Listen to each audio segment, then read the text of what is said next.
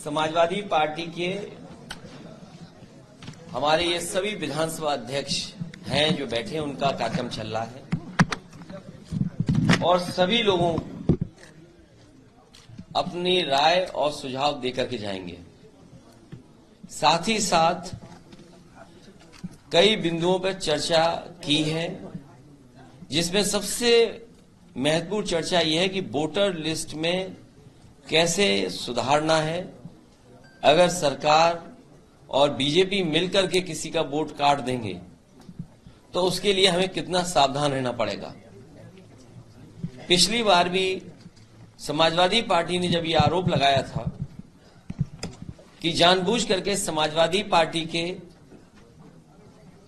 जो वोटर हैं उनका वोट डिलीट कर दिया गया, कई जगह डिलीट कर दिया गया, कई जगह दूसरे बूथ पे लगा दिया गया, जिसकी वजह से बहुत सारे वोट समाजवादी पार्टी के समर्थक लोग नहीं डाल पाए और पुलिस प्रशासन अपने तरीके से काम करता रहा और दबाव बनाता रहा। इसलिए अब वोटर लिस्ट जो 22 जनवरी को प्रकाशित होने जा रही है, उसमें जो हमारा वोट कट गया है या जो बढ़ने से छूट गया है, उसकी तैयारी विधानसभा स्तर पे भी और पार्टी के सभी पदाधिकारी और जो चुनाव लड़े हैं वो अपनी महत्वपूर्ण भूमिका निभाएंगे, जिससे कोई भी वोट छूट न जाए और वोट डालने के दिन किस तरीके से इंतजाम किया जाए जैसे समाजवादी पार्टी का पूरा वोट पड़ जाए, ये चर्चा हुई है।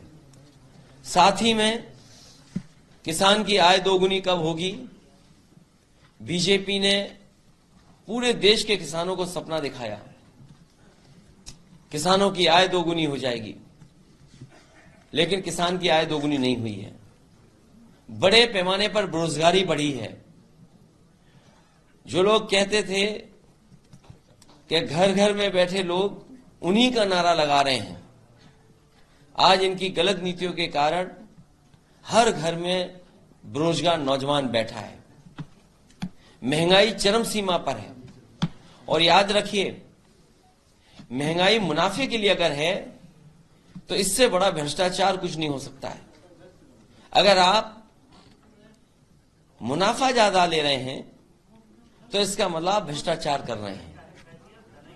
आज बिजली महंगी है, हमारे किसानों को अपना खेत बचाना पड़ रहा है तार लगा करके, स्वास्थ्य सेवाएं ठप हो गई हैं, अस्पतालों में इलाज नहीं है। इस सरकार ने एक भी जिला अस्पताल ऐसा नहीं बनाया जिसमें गरीब का इलाज हो पाए।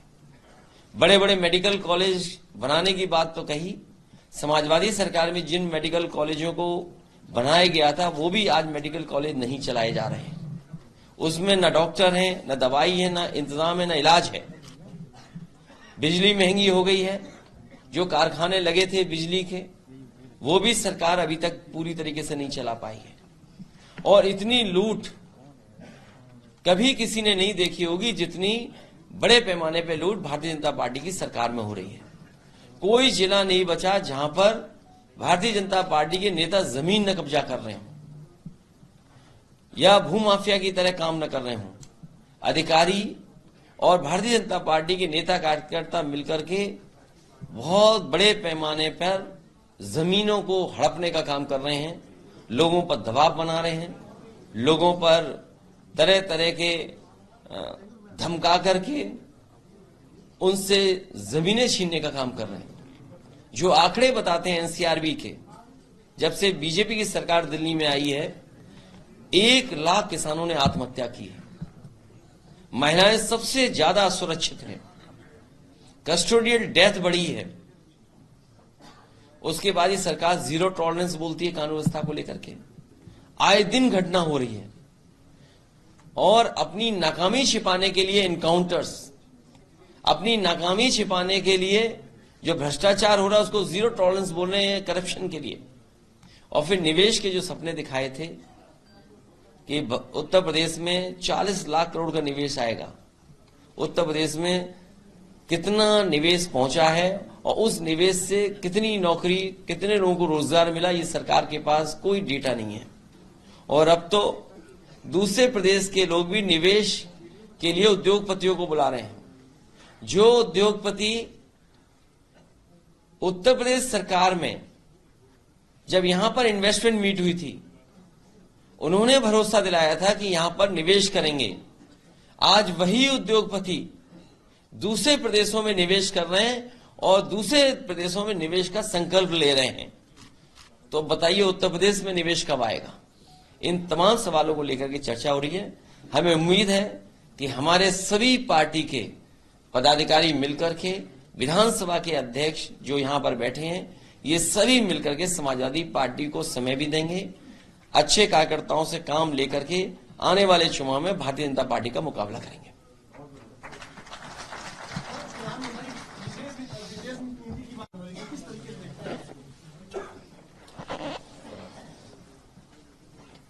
किसान की आय दोगुनी कब होगी, ये सबसे बड़ा सवाल है।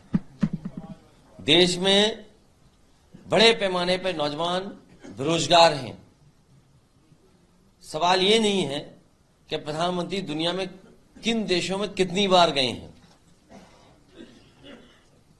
और जिस सरकार पर यह आरोप लग रहे हों कि दूसरे देश इस बात के लिए कह रहे हैं कि उनकी धरती पर, उनकी जमीन पर हत्याएं हो रही हैं, भारत जैसे देश पर अगर आरोप लग रहे हों तो हमारी विदेश नीति कैसे सफल होगी?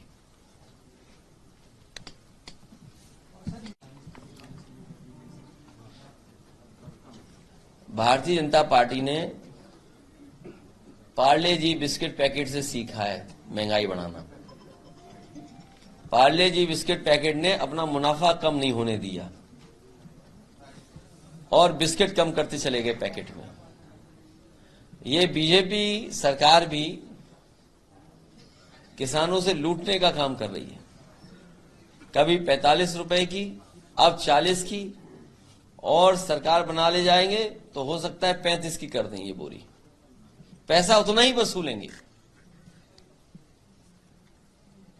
ये आरटीआई से अकाउंट खुले हैं, उसमें 1.2 करोड़ अकाउंटों में सिर्फ 1 रुपया है, वो भी 2 बैंकों ने अपनी तरफ से जमा किया है।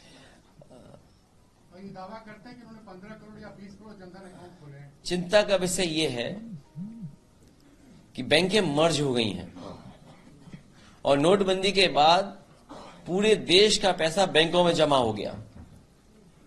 10 लाख करोड़ से ज्यादा उद्योगपतियों का पैसा माफ हो गया। उत्तर प्रदेश के किसान, देश के किसानों का कर्ज क्यों नहीं माफ हुआ? उनका कर्ज कितना होगा? 2 लाख करोड़, 3 लाख करोड़, 5 लाख करोड़, लेकिन उद्योगपतियों का पैसा 10 लाख करोड़ माफ हो गया। ये चिंता का विषय है। सर, एक सवाल और, अभी कांग्रेस की जो नेशनल अलायंस थी उसके साथ मीटिंग हुई है, उसमें प्रोफेसर साहब मौजूद थे, क्या कुछ अभी सीट शेयरिंग पे क्या बात निकल के आई है, बीएसपी पे क्या फोकस है? मुझे उम्मीद है कि जो गठबंधन की बातचीत हो रही है वो अच्छे माहौल में बातचीत हो रही है और उसका बहुत जल्दी आपको पता लग जाएगा। सर, मायावती को लेके भी क्या कुछ? नहीं, आप बीजेपी के लिए काम कर रहे हैं कि किस चैनल के लिए काम कर रहे हैं?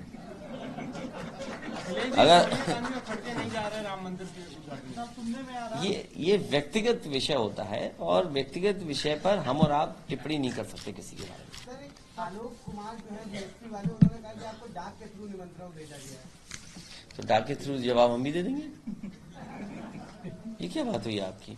पत्रकार साथियों, आप भी मदद करिए किसानों की, आप भी मदद करिए बेरोजगार नौजवानों की, और आप भी कहीं न कहीं सवाल उठाइए महंगाई का। सर, सुनने में आ रहा है कि अयोध्या में जो जमीनें आवंटित की जा रही है गुजरात के व्यापारियों को की जा रही है। अगर आप सूची दे दोगे तो हमारी मदद हो जाएगी। अगर आप सूची दे दोगे, हम पे तो सूची है नहीं, न हमें सूची मिली है। अगर हमारे पत्रकार साथी कुछ मदद कर दें तो बड़ी मदद होगी इसमें। लेकिन बीजेपी के लोग इस समय भू माफिया का काम कर रहे हैं। जहां कहीं भी खाली जमीन मिल रही है, अधिकारियों से मिलकर के वो जमीन कब्जा कर ले रहे हैं। सर, एक सवाल और है, अभी जिस तरह से उत्तर प्रदेश सरकार कह रही है कि माइनॉरिटी अपलिफ्टमेंट के लिए काम कर रही है सरकार, लेकिन दूसरी तरफ यहाँ पे माइनॉरिटी सेल की तरफ से लेटर लिखा गया प्रधानमंत्री को कि जो मदरसा शिक्षा के जो 25,000 प्रोटेस्ट में बैठे हैं उनको जो केंद्रांश और स्टेट से जो अनुदान मिलता है उसको खत्म कर दिया गया। 25,000 रोजगार एक साथ हो गए। अगर $1 ट्रिलियन इकोनॉमी का सपना उत्तर प्रदेश देख रहा है और $5 ट्रिलियन की इकोनॉमी से ज्यादा देश की इकोनॉमी होने जा रही है, तो जिनको सबसे ज्यादा जरूरत है हमारे अल्पसंख्यक भाई या पिछड़े या दलित, उनके बजट में किसी तरीके से कटौती नहीं होनी चाहिए। पीडीए के बजट में कटौती नहीं होनी चाहिए।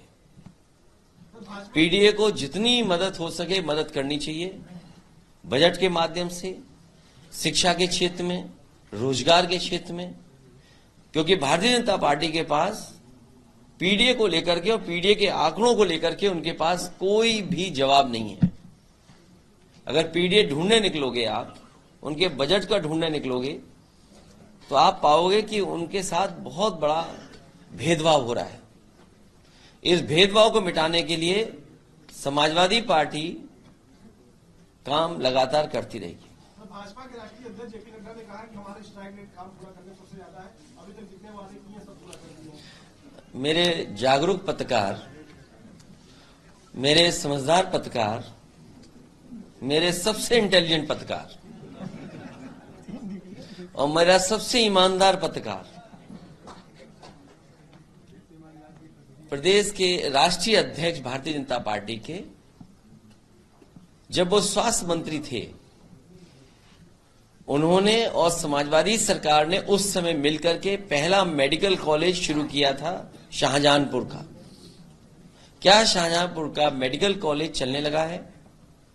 जितने उसमें असिस्टेंट प्रोफेसर होने चाहिए, जितने प्रोफेसर होने चाहिए, जितने टेक्निकल स्टाफ होना चाहिए, क्या पूरा हो गया? आज उत्तर प्रदेश में गांव में जाइए, बड़े पैमाने पे लोग कैंसर से बीमार हैं। इसी राजधानी में रिसर्च इंस्टीट्यूट बनी थी कैंसर की, क्या वो कैंसर इंस्टीट्यूट चालू हो गई? इसलिए मेरे समझदार पत्रकार जाकर के कैंसर इंस्टीट्यूट में अपना कैमरा लगाइए, वहां पर जो डायरेक्टर अगर अपॉइंट हो गए हों तो उनसे पूछिए, जानकारी हासिल करिए, और अगर ऑफिस आपको इजाजत दे दे तो जो उन्होंने पहला मेडिकल कॉलेज समाजवादी सरकार के सामने शिलान्यास किया था, क्या वो मेडिकल कॉलेज गरीब जनता की मदद कर रहा है कि नहीं कर रहा है? सर, 72,000 शिक्षक भर्ती की आप बात की, अभी भी लगातार धरने पे हैं। उनकी मदद समाजवादी लोग करेंगे, जब मौका मिलेगा तब मदद करेंगे।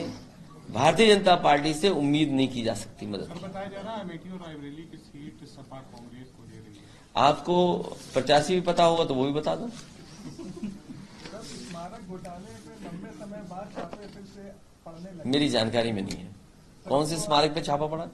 स्मारक घोटाले को लेकर के सर एक लंबे समय बाद कल फिर से सर छापे पड़े हैं। मेरी जानकारी में नहीं है कहाँ कहाँ छापे पड़े हैं। सर सीपी सिंह जो उस समय के तत्कालीन नेता, सर क्या ये भी जो है राजनीतिक इसको आप देख, ये बहुत नॉर्मल बातें हो गई हैं, कार्रवाई होना तो स्वाभाविक है, कार्रवाइयां तो चलती रहेंगी, चुनाव जितना करीब आएगा।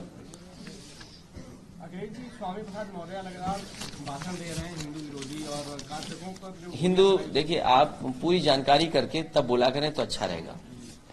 आप पूरी जानकारी करिए उसके बाद बोला करें तो अच्छी पत्रकारिता कर पाएंगे। तो प्रधानमंत्री लक्षद्वीप तो जाते हैं लेकिन मणिपुर की घटना पे बोलते हैं मणिपुर नहीं जाते हैं, इस पर क्या कहेंगे? मैं अपने पत्रकार साथियों का धन्यवाद देता हूं कि आप लोग आए और हमारी हमेशा मदद करते हैं, आगे भी मदद करते रहना। अब कैमरा घुमाइए उधर, अध्यक्ष लोगों की तरफ भी थोड़ा दिखाइए उधर।